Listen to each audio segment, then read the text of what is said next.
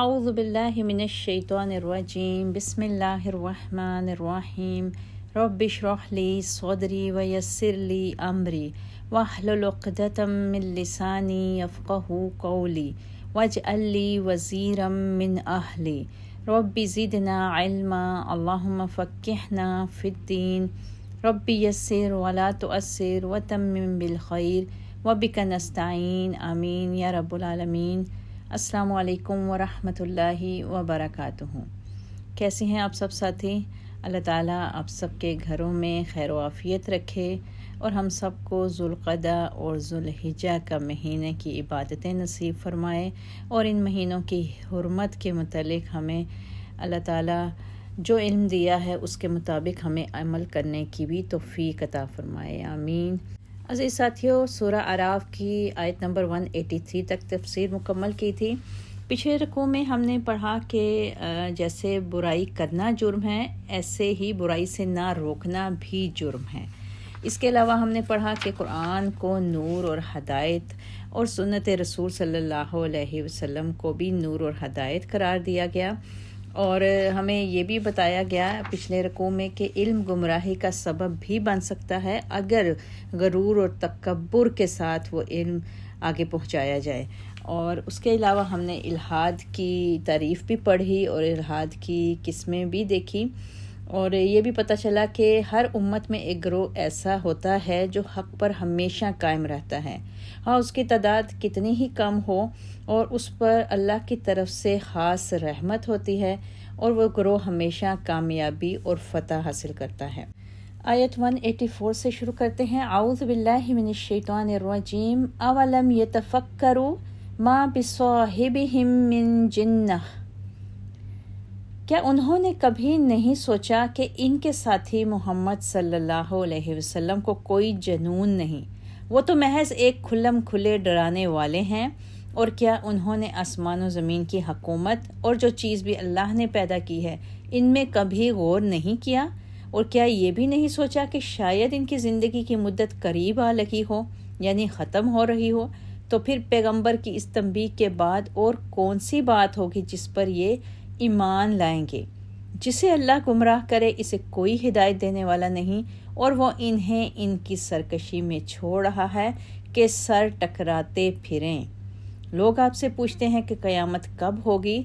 آپ ان سے کہیے یہ بات تو میرا پروردگار ہی جانتا ہے، وہی اسے اس کے وقت پر ظاہر کرے گا، اور یہ آسمانوں اور زمین کا بڑا بھاری حادثہ ہوگا جو یکدم تم پر آن پڑے گا۔ اب یہاں پر ان آیات میں مجنون اور نبی میں فرق بھی بتایا گیا ہے، اور ایسے لوگوں کے بعض شبہات کا جواب بھی ان آیات میں دیا جا رہا ہے۔ مثلا رسول اللہ صلی اللہ علیہ وسلم کی پوری زندگی ان قریش مکہ کے سامنے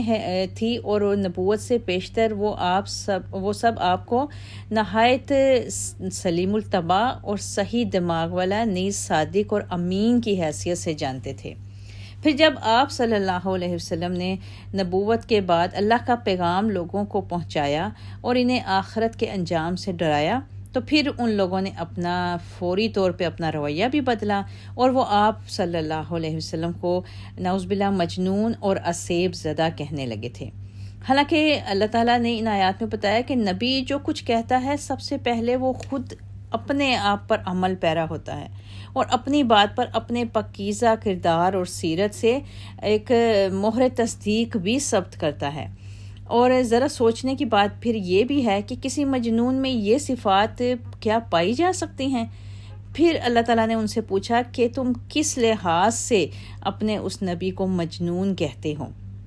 کیا صرف اس لیے کہ جو حقائق وہ پیش کرتا ہے وہ تمہاری نازک طبع قبول کرنے پر آمادہ نہیں ہوتی؟ حالانکہ اس کائنات کے نظام میں اگر وہ کچھ بھی غور و فکر کرتے تو انہیں معلوم ہو جاتا کہ جو کچھ ان کا ساتھی یعنی پیارے نبی صلی اللہ علیہ وسلم انہیں سمجھا رہے ہیں، کائنات کا ذرہ ذرہ اللہ تعالیٰ کی قدرت اور ان کی شہادت دے رہا ہے۔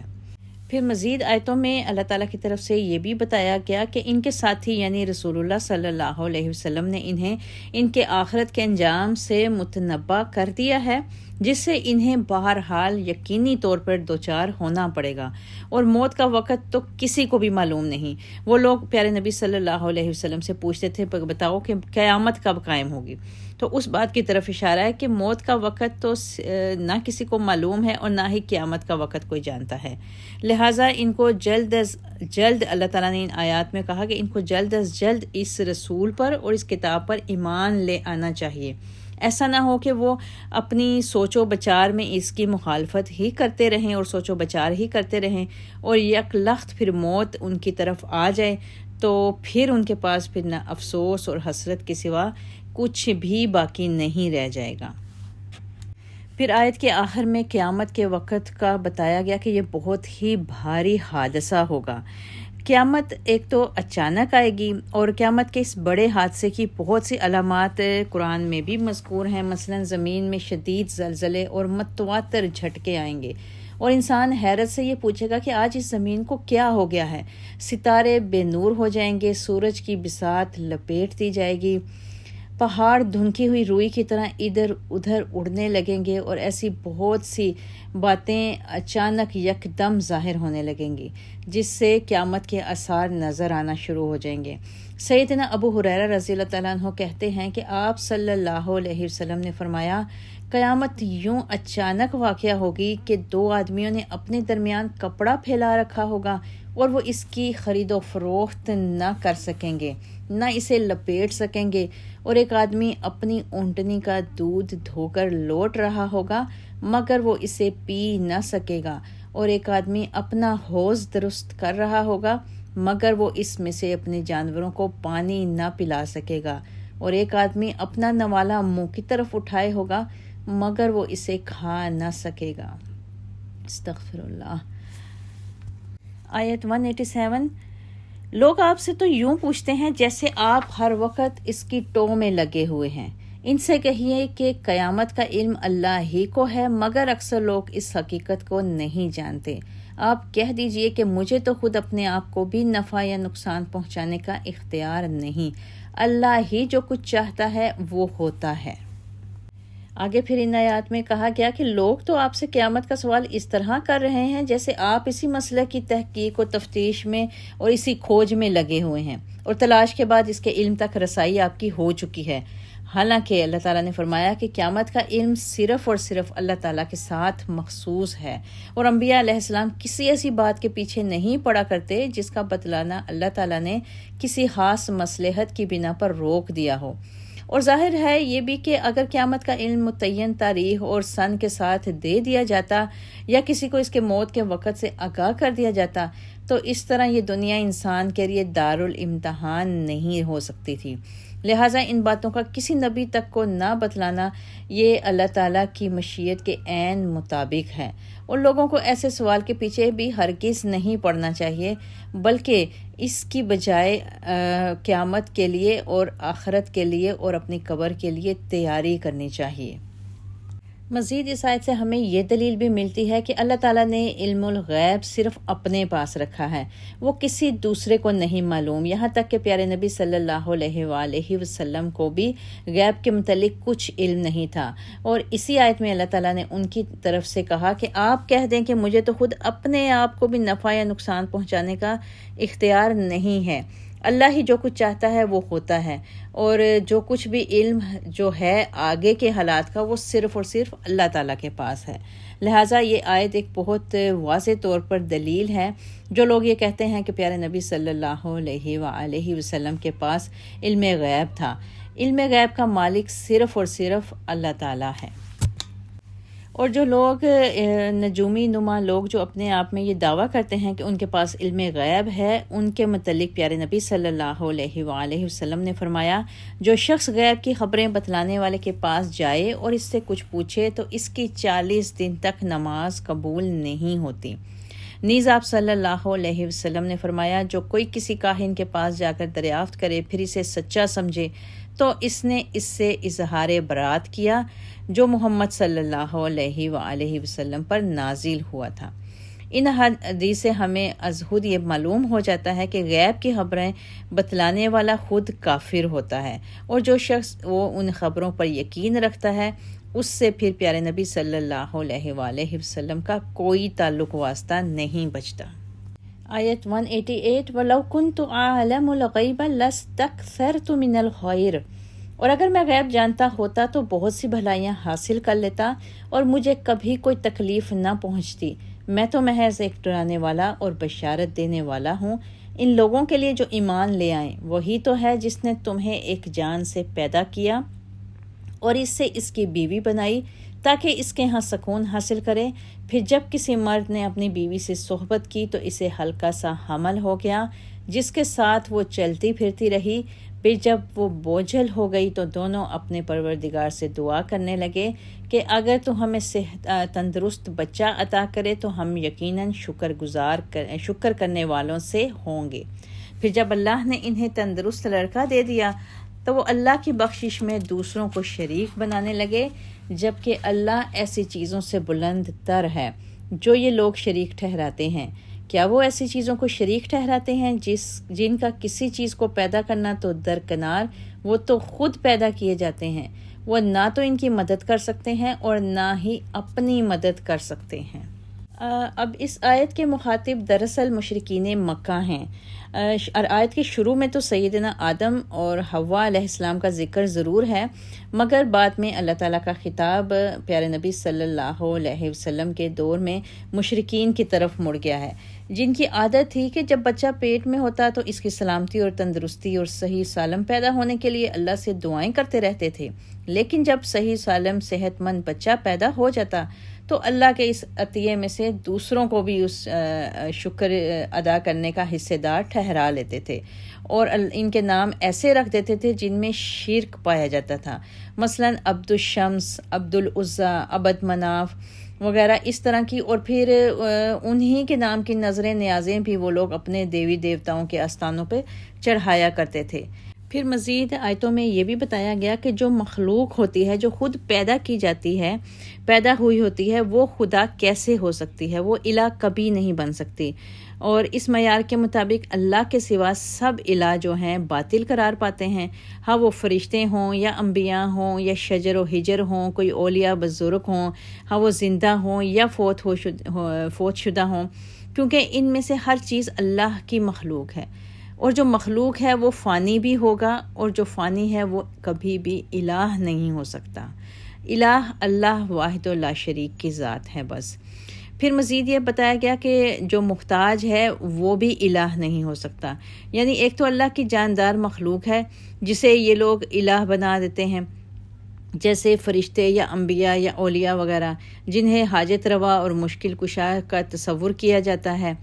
یہ سب بھی الہ نہیں ہو سکتے۔ تو پھر جو تم پتھر کے بت بنا کر اور انہیں خدا کا درجہ دے کر ان کی عبادت اور پوجا پاٹ شروع کر دیتے ہیں، وہ اس الہ کیسے ہو سکتے ہیں؟ وہ تو اپنے منہ سے مکھی بھی نہیں اڑا سکتے، وہ ان سب کی مدد کیا کریں گے؟ پھر اللہ تعالیٰ نے یہ بھی پوچھا ان آیتوں میں، اور وہ تمہاری رہنمائی کیا کریں گے؟ اگر تم خود انہی راہ کی طرف بلاؤ تو یعنی انہیں ہدایت کی طرف بھی بلاؤ تو وہ ادھر آ بھی نہیں سکتے، تو تم انہیں بلاؤ یا نہ بلاؤ ایک ہی بات ہے، کیونکہ وہ تو حرکت تک نہیں کر سکتے۔ تو پھر یہ سارے جاندار یا بے جان ہوں، یہ سب کے سب الہ والی خصوصیات کیسے پا سکتے ہیں؟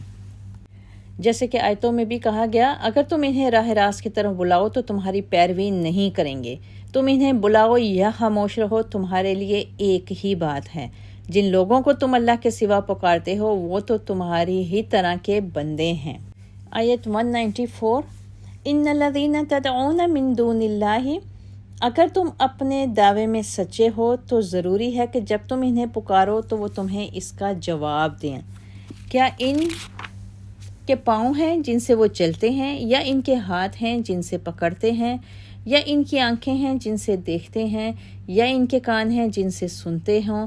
آپ ان سے کہیے کہ اپنے سارے شریکوں کو بلاؤ اور میرا جو کچھ بگاڑ سکتے ہو بگاڑو، اور مجھے مہلت بھی نہ دو۔ میرا تو سرپرست وہ اللہ ہے جس نے یہ کتاب نازل کی ہے، اور وہی نیک آدمیوں کی سرپرستی فرماتا ہے، اور جنہیں تم اللہ کے سوا پکارتے ہو وہ تمہاری مدد کیا کریں گے؟ وہ تو اپنی مدد بھی نہیں کر سکتے، بلکہ اگر تم انہیں ہدایت کی طرف بلاؤ تو وہ تمہاری بات سن بھی نہیں سکتے۔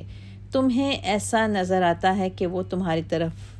تک رہے ہیں، حالانکہ فی الواقع کچھ بھی نہیں دیکھتے۔ ان آیتوں میں اللہ تعالیٰ نے ان بت مشرکوں کی طرف اشارہ کیا ہے جن کے ہاتھ، پاؤں، ناک، کان وغیرہ سب کچھ ہوتا تھا۔ اللہ تعالیٰ نے مشرکوں سے یہ پوچھا ان آیتوں میں کہ ان بتوں کے جو تم نے پاؤں بنا رکھے ہیں، کیا یہ ان کے ساتھ چل بھی سکتے ہیں؟ کیونکہ پاؤں بنانے کا مقصد تو یہی ہوتا ہے کہ ان سے چلا جائے۔ پھر جب یہ پاؤں اپنی غرض اور مقصد پورا نہیں کر سکتے تو ایسے پاؤں بنانے کا فائدہ کیا ہے؟ اسی طرح ان کے جو تم نے ہاتھ بنا رکھے ہیں، یہ ان سے کیا پکڑ سکتے ہیں؟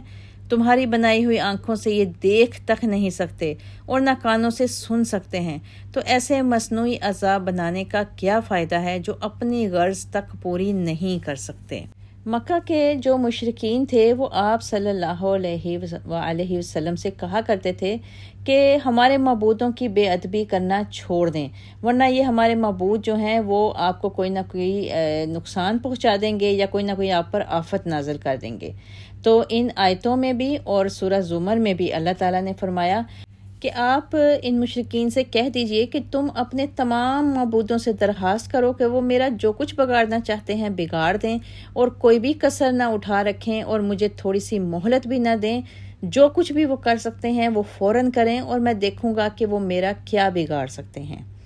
پھر کہا کہ جب میرا سرپرست اور کارساز اللہ ہے جس نے یہ قرآن نازل کیا ہے تو پھر مجھے تمہارے ان معبودوں سے نقصان پہنچنے کا کوئی خطرہ نہیں ہو سکتا۔ اور حقیقت یہ ہے کہ یہ بات صرف مجھ ہی تک منحصر نہیں بلکہ اللہ تعالیٰ اپنے سب نیک بندوں کی سرپرستی فرماتا ہے، اور اللہ تعالیٰ کی یہ سرپرستی کیا کم ہے کہ اس نے قرآن جیسی بابرکت کتاب ہمارے لیے نازل فرمائی ہے جو زندگی کے ہر پہلو میں ہماری رہنمائی کرتی ہے۔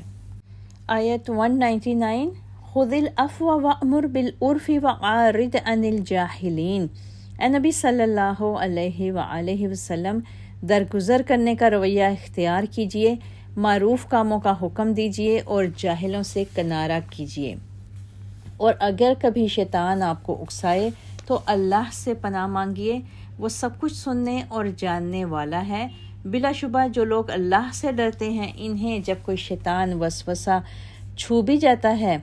تو چونک پڑتے ہیں اور فوراً صحیح صورتحال دیکھنے لگتے ہیں، اور ان شیطانوں کے بھائی انہیں گمراہی میں کھینچے چلے جاتے ہیں اور اس میں کوئی کسر اٹھا نہیں رکھتے۔ اور جب آپ ان کے پاس کوئی معجزہ نہ لائیں تو کہتے ہیں تم نے خود ہی کوئی معجزہ کیوں نہ انتخاب کر لیا۔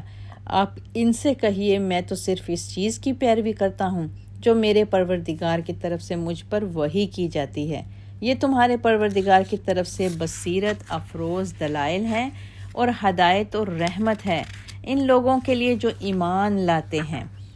اور جو قرآن پڑھا جائے تو اسے غور سے سنو اور خاموش رہو، شاید کہ تم پر رحم کیا جائے۔ اور اے نبی صلی اللہ علیہ وسلم، اپنے پروردگار کو صبح و شام دل ہی دل میں عاجزی اور خوف کے ساتھ اور زبان سے بھی ہلکی آواز سے یاد کیا کیجیے۔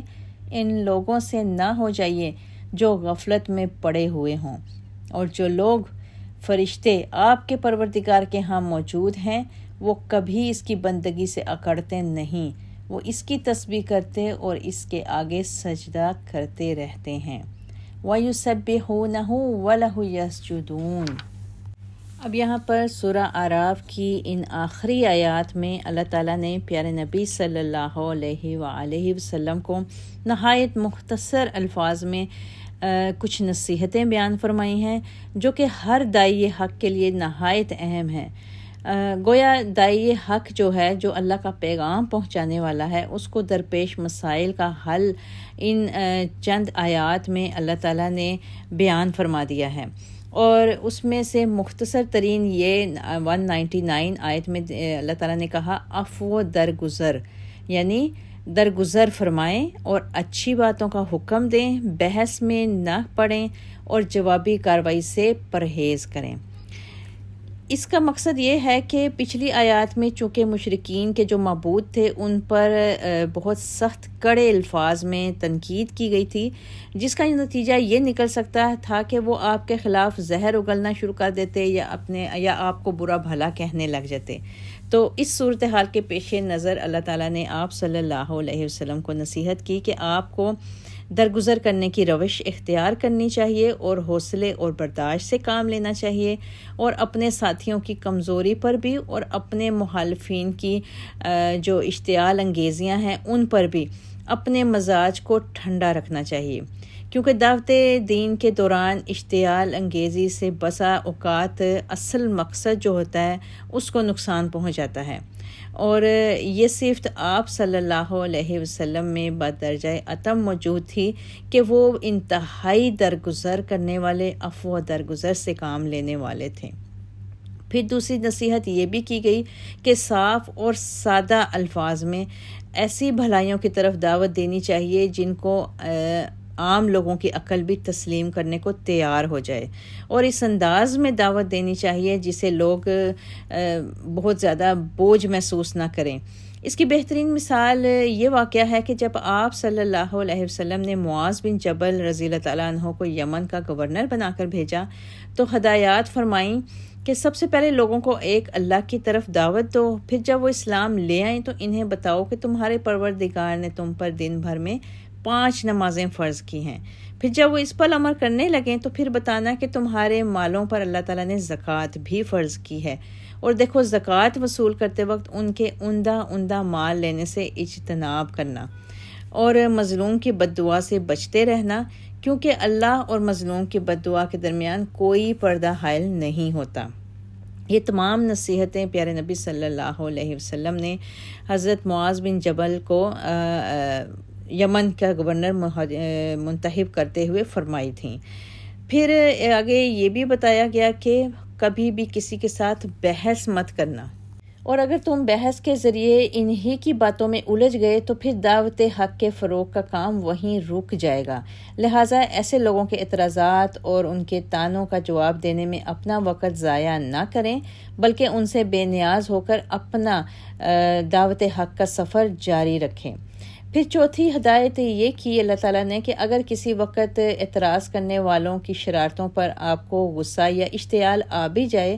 تو سمجھ لیں کہ یہ شیطان کی طرف سے ایک وسوسہ ہے، کیونکہ شیطان تو چاہتا ہی یہ ہے کہ دعوت حق کے راستے میں مختلف طریقوں سے رکاوٹیں کھڑی کر دی جائیں۔ تو اسی وقت پھر آپ اللہ سے شیطان مردود سے پناہ مانگیں کہ وہ اسے جوش میں بے قابو ہونے سے بچا لے، اور اللہ چونکہ سمیع علیم ہے لہٰذا وہ آپ کے دل سے ایسے خیال کو دور کر دے گا۔ اور یہ ہم سب کے لیے بھی بہت بڑی نصیحت ہے کہ جب بھی کسی بات پہ غصہ یا اشتعال یا کوئی جوابی کارروائی کرنے کا ذہن سوچے بھی تو فوراً سے شیطان سے پناہ مانگنی چاہیے اور اعوذ باللہ من الشیطان الرجیم پڑھنا چاہیے، اور اللہ تعالیٰ سے اپنے آپ کو ان لمحات میں قابو رکھنے کی دعا بھی کرنی چاہیے۔ اس کے بعد پھر ہم دیکھتے ہیں کہ اللہ تعالیٰ کا موضوع سخن تھوڑا سا بدل گیا ہے، اور چونکہ ہم نے آیتوں میں پڑھا کہ جب آپ ان کے پاس کوئی معجزہ نہ لائیں تو کہتے ہیں کہ تم نے خود ہی کوئی معجزہ کیوں نہ انتخاب کر لیا۔ اس میں کافروں کے ایک مطالبے کا اور اس کے جواب کا ذکر کیا گیا ہے۔ اگر اس آیت کا معنی قرآن کی کوئی آیت ہی کی جائے تو مطلب یہ ہوتا ہے کہ جب کوئی قرآنی صورت یا آیت کے نازل ہونے میں تھوڑی سی بھی دیر واقع ہو جاتی تو وہ کافر لوگ کہنے لگتے کہ اپنی مرضی کی کوئی آیت تمہیں اب تک لے آنی چاہیے تھی، اور پھر وہ ایسے ہی پیارے نبی صلی اللہ علیہ وسلم کا مذاق اڑانے لگتے، اور ان کا مطلب یہ ہوتا تھا کہ پہلے جو قرآن تم ہمیں سناتے ہو وہ بھی اللہ کی طرف سے نازل شدہ نہیں بلکہ تمہارا اپنا ہی تصنیف کیا ہوا ہے، لہٰذا اب اگر دیر ہو گئی ہے تو کیا ہوا، کچھ اور بھی اپنی پسندیدہ آیات تمہیں اب تک خود بخود ہی تصنیف کر کے پیش کر دینی چاہیے تھی۔ یعنی وہ کسی بھی طرح سے یہ چیز غلط ثابت کرنا چاہتے تھے کہ یہ قرآن جو نازل ہو رہا ہے یہ اللہ تعالیٰ کی طرف سے ہے۔ وہ اس کا سراسر الزام پیارے نبی پر ہی لگانا چاہتے تھے کہ یہ آپ نے خود بخود آیتیں بنا کے ہمارے سامنے پیش کر دیتے ہیں۔ اور اگر اس آیت کا معنی معجزہ ہی لیا جائے تو پھر اس کا مطلب یہ ہوگا کہ جس معجزے کے لانے کا ہم آپ سے مطالبہ کر چکے ہیں، ان میں سے جو بات آپ کو پسند ہو اسی کے لیے آپ اللہ سے کہیں کہ وہ ہمیں دکھا دے، یعنی ہر طرح سے وہ اپنی مرضی کرنا چاہتے تھے۔ اس کے جواب میں پھر اللہ تعالیٰ نے فرمایا کہ آپ انہیں واضح الفاظ میں بتا دیجئے کہ معجزات دکھانا میرا کام نہیں، نہ میرا معجزات پر کوئی اختیار ہے۔ میرا کام صرف یہ ہے کہ جو وحی مجھ پر نازل ہوتی ہے میں خود بھی اس کی پیروی کروں اور دوسروں کو بھی اس کی پیروی کی دعوت دوں۔ اور اگر تم سوچو تو یہ قرآن بذات خود ایک بہت بڑا معجزہ ہے جس میں ہر ہدایت کے متلاشی کے لیے بے شمار بصیرت افروز دلائل موجود ہیں، اور چونکہ یہ کتاب دنیاوی اور آخرت کی کامیابی سے ہمکنار کرتی ہے، لہٰذا یہ کتاب ہدایت ہونے کے علاوہ لوگوں کے لیے ایک بہت بڑی رحمت بھی ہے، جیسے کہ اس میں کہا بھی گیا وَهُدًى وَرَحْمَةٌ لِقَوْمٍ يُؤْمِنُونَ۔ پھر آخری آیتوں میں کہا گیا کہ قرآن کا سننا باعث رحمت ہے۔ وَإِذَا قُرِئَ الْقُرْآنُ فَاسْتَمِعُوا لَهُ وَأَنصِتُوا لَعَلَّكُمْ تُرْحَمُونَ۔ مشرکین مکہ نے جیسے مسلمانوں پر یہ پابندی عائد کر رکھی تھی کہ وہ بیت اللہ میں نہ داخل ہو سکتے تھے، نہ نماز ادا کر سکتے تھے اور نہ طواف کر سکتے تھے، اسی طرح یہ پابندی بھی ان لوگوں نے عائد کی تھی کہ مسلمان نماز میں قرآن بلند آواز سے نہیں پڑھیں گے، کیونکہ اس طرح ان کے بچے اور ان کی عورتیں قرآن سے متاثر ہوئے بغیر نہیں رہتی تھیں۔ دوسرے انہوں نے آپس میں یہ سمجھوتا کر رکھا تھا کہ ہم میں سے کوئی شخص قرآن نہیں سنے گا، اگرچہ قرآن کی فصاحت و بلاغت اور شیریں انداز جو ہے وہ خود ہی دوسرے بندے کو متاثر کرتا ہے، اور اسی اپنی تدبیر کی خلاف ورزی کرتے ہوئے بھی کبھی کبھی وہ لوگ خود قرآن سن بھی لیا کرتے تھے۔ اور قرآن کی دعوت کو روکنے کے لیے ان کی ایک اور تدبیر یہ بھی تھی کہ جہاں قرآن پڑھا جا رہا ہوتا تھا وہاں وہ خوب شور و غل کیا کرتے تھے تاکہ قرآن کی آواز کسی کے کانوں میں نہ پڑ سکے، اس طرح تم اپنے مشن میں کامیاب ہو سکتے ہو۔ یعنی یہ سارا ان کی اپنی جو چالیں تھیں اپنے طور پر تھیں، اور جو اللہ چال چلتا تھا اس سے وہ بے خبر تھے۔ اسی پس منظر میں پھر اللہ تعالیٰ نے ان آیتوں میں فرمایا کہ اپنی اس روش کو چھوڑ دو اور ذرا غور سے سنو تو صحیح کہ اس میں کیا تعلیم دی گئی ہے۔ کیا عجب ہے کہ تم خود بھی اسی رحمت کے حصہ دار بن جاؤ جو ایمان لانے والوں کو نصیب ہو چکی ہے۔ مخالفین کی جو یہ سرگرمیاں تھیں ان کے مقابلے میں یہ ایسا دل نشین انداز تبلیغ اللہ تعالیٰ کی طرف سے تھا جس سے ایک حق کا ساتھ دینے والے کو بہت سے سبق ملتے ہیں۔ پھر آیات کے آخر میں کہا گیا وَاذْكُرْ رَبَّكَ فِي نَفْسِكَ تَضَرُّعًا وَخِيفَةً وَدُونَ الْجَهْرِ۔ جب قرآن پڑھا جائے تو اسے غور سے سنو اور خاموش رہو،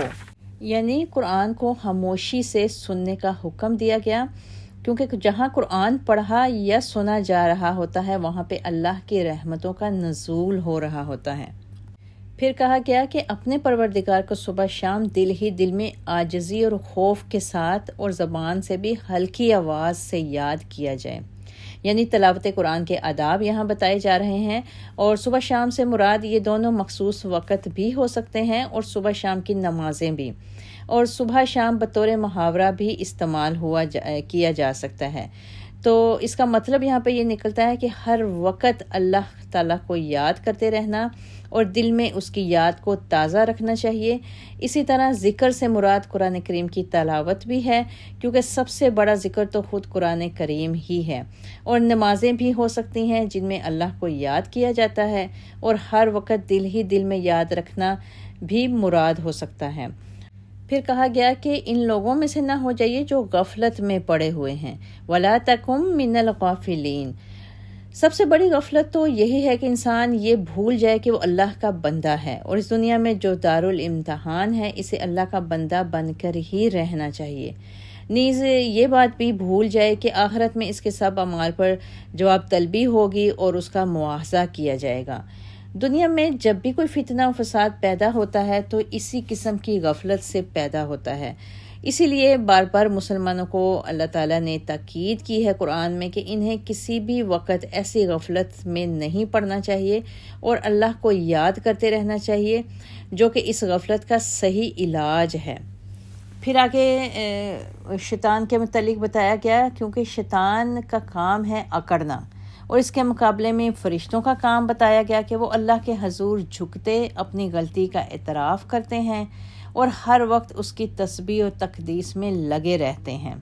جیسا کہ ہم نے سورہ بقرہ میں بھی آدم و ابلیس کے قصے میں پڑھا تھا۔ اور اس آیت میں جو آخری آیت ہے، اس کے اختتام پر مسلمانوں کو سجدے کا حکم دیا گیا ہے تاکہ اس کا حال بھی ملائکہ مقربین کے حال کے مطابق ہو جائے، کیونکہ آخری آیت ہے اور اس پہ آیت سجدہ ہے۔ اور ترجمہ یہ ہے کہ جو لوگ فرشتے آپ کے پروردگار کے ہاں موجود ہیں وہ کبھی اس کی بندگی سے اکڑتے نہیں، وہ اس کی تسبیح کرتے اور اس کے آگے سجدہ کرتے رہتے ہیں۔ آیت سجدہ کے متعلق حدیث دیکھتے ہیں۔ سیدنا ابو ہریرہ رضی اللہ تعالیٰ عنہ کہتے ہیں کہ آپ صلی اللہ علیہ وسلم نے فرمایا، جب ابن آدم سجدہ کی آیت پڑھتا ہے اور سجدہ کرتا ہے تو شیطان روتے ہوئے الگ ہو جاتا ہے اور کہتا ہے، میری بربادی، ابن آدم کو سجدے کا حکم ملا تو اس نے سجدہ کیا اور اس کے لیے جنت ہے، اور مجھے سجدے کا حکم ملا تو میں نے انکار کیا اور میرے لیے دوزخ ہے۔ قرآن کریم میں 14 مقامات ہیں جہاں آیات سجدہ آئی ہیں۔ سجدہ تلاوت کے لیے نہ وضو ضروری ہے اور نہ قبلہ رخ ہونا اور نہ سلام پھیرنا، نیز یہ سواری پر بھی سر جھکانے سے ادا ہو جاتا ہے۔ تاہم مستحب یہی ہے کہ سجدہ تلاوت بھی انہی آداب کے ساتھ بجا لایا جائے جیسا کہ نماز میں سجدہ کیا جاتا ہے، یعنی باوضو اور قبلہ رخ ہو کر ادا کیا جائے، لیکن یہ لازم نہیں ہے۔ اگر کسی وقت بحالت وضو نہ بھی ہوں لیکن ہم آیت سجدہ سن لیں یا پڑھ لیں یا کہیں تلاوت لگی ہو، وہاں پہ ہماری کانوں میں یہ آیت سجدہ سنی جائے تو فوری طور پہ آیت سجدہ بجا لانا چاہیے، چاہے وضو کی حالت سے ہوں یا نہ ہوں، قبلہ رخ ہوں یا نہ ہوں، لہٰذا اس سجدے کا مکمل اہتمام کرنا چاہیے۔ الحمدللہ عزیز ساتھیوں، یہاں پہ سورہ اعراف کی تکمیل ہوتی ہے۔ الحمدللہ اللہ تعالیٰ سے دعا ہے کہ اللہ تعالیٰ ہمیں ہمیشہ اپنے ساجدین میں، سجدہ کرنے والے لوگوں میں شامل رکھے اور ہم سب کی دعاؤں کو قبول و منظور فرمائے، اور ہم سب تک جتنا بھی علم پہنچے ہمیں اس پر عمل کرنے والا بنائے، اور اس علم سے ہم دوسروں کو بھی فائدہ پہنچانے والے بنیں۔ آمین یا رب العالمین۔ وآخر دعوانا ان الحمد للہ رب العالمین۔ سبحان ربک رب العزۃ عما یصفون وسلام علی المرسلین والحمد للہ رب العالمین وما علینا الا البلاغ۔ السلام علیکم ورحمۃ اللہ وبرکاتہ۔